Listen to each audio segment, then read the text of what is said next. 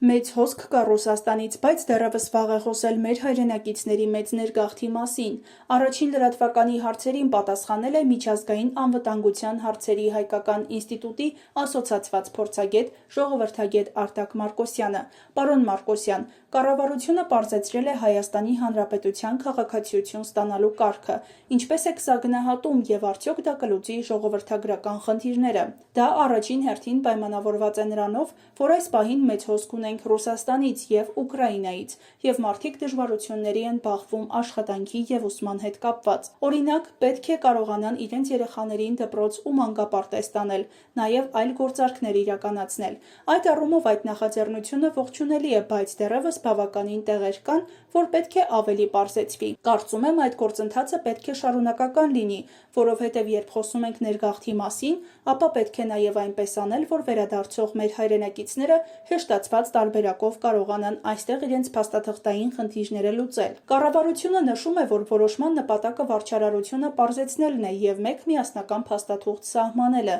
մինչեւ հիմա շատ էին վարչարարությունից դժգոհությունները։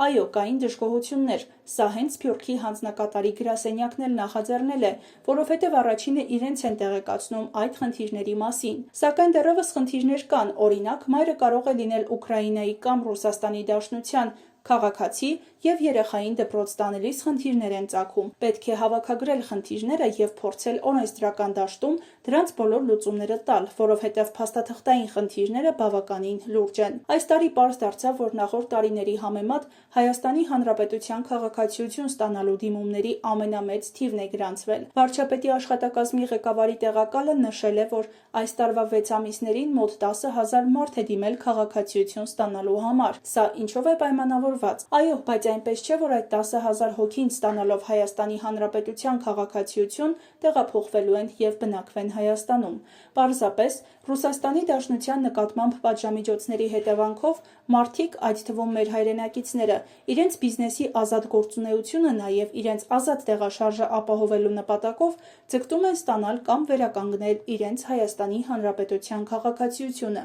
Հիմա այդ գործընթացն է տեղի ունենում, բայց նույնիսկ այդ դեպքում դրական է, որ մարդիկ վերականգնում են իրենց Հայաստանի Հանրապետության քաղաքացիությունը։ Այսինքն, սա ժողովրդագրական խնդիր չի լուծում։ Ցանկացած ներգաղթ, Հայաստանում մշտական բնակության հաստատում, նույնիսկ մեկ հոգու վերադարձ հարց լուծում է։ Մանավանդ եթե խոսում ենք վերարտադրողական տարիքի մարդկանց վերադարձի մասին, կամաց-կամաց պետք է վերադառնան, անհատական որոշումների հիման վրա, նաև հաշվի առնելով, թե ինչ հանգամանքների բերումով են վերադառնում։ Բոլոր դեպքերում գործընթացը դրական է եւ ամեն ինչ պետք է անել այն ավելի հեշտացնելու, ավելի պարզեցնելու եւ այստեղ ծագող խնդիրները լուծելու համար, բայց դեռևս վաղ է խոսել մեր հայրենակիցների մեծ ներգաղթի մասին։ Կոնկրետ այս պահին քաղաքացիություն ստանալու համար դիմումների մեծ քանակը կապված է այդ մարդկանց բիզնես գործունեության եւ ազատ տեղաշարժի հետ։ Մասնավորապես, այսօր Ռուսաստանի Դաշնության քաղաքացիների համար դժվար է տեղաշարժվել, նաև բիզնեսի գործունեություն ծավալել, եթե աշխատում են արևմտյան շուկաների հետ։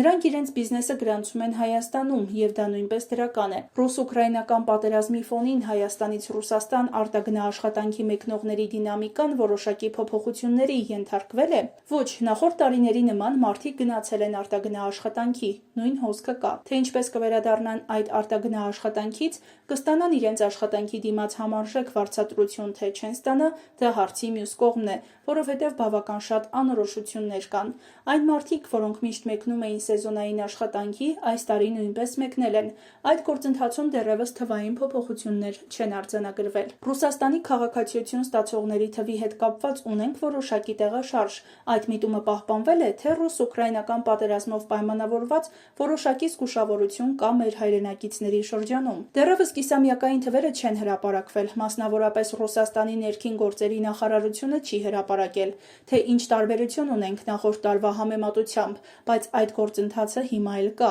Մարդիկ կան, որ ձգտում են ստանալ Ռուսաստանի Դաշնության քաղաքացիություն։ Չենք կարող ասել, որ այդ գործընթացը դադարել է։